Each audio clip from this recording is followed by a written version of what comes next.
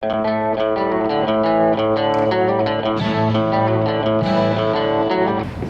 think I can sum up the show for you with one word.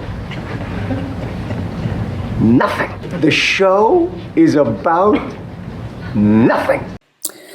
I say this video is about nothing because I'm not going to give you any test results. I'm going to leave you with a question. Does more oil give more power? Everyone thinks they know the answer to this. But consider this. Tuning is two things. It's jetting and it's timing. If you've ever watched any of Alex's videos, you know that he does both. He tunes the carburetor and he plays with the timing. So if you're going to do any test, you're going to test engine oil or a squish band mod or whatever, you have to follow the sequence. First you jet and you time it for best power. And note the results. You can use an acceleration test or you can use dyno results. You make the change and then you retune jetting and timing for best power, and then you compare the results between the two. This is the correct sequence for testing.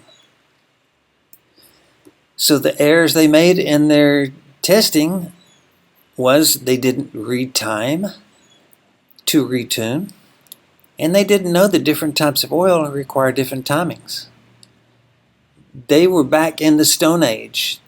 They did not know, which is ridiculous because oil is petroleum. Petroleum burns, whether or not it's heavy as oil or light as gasoline. So if I am going to test this, I am going to test castor oil, which is a fast burn oil, and synthetic oil, which is a slow burn oil, and I will test it at 3 different gas oil ratios. But I'm not going to do this if there's no interest. So show me that you want to know by placing your comment below. I think most people use too much oil and they have spooge. All you got to do is change the ratio until you get very little spooge, and that's the correct amount of oil. But I've got to do the test, and it's probably 2 days worth of testing, so I'm not going to do it if people don't comment.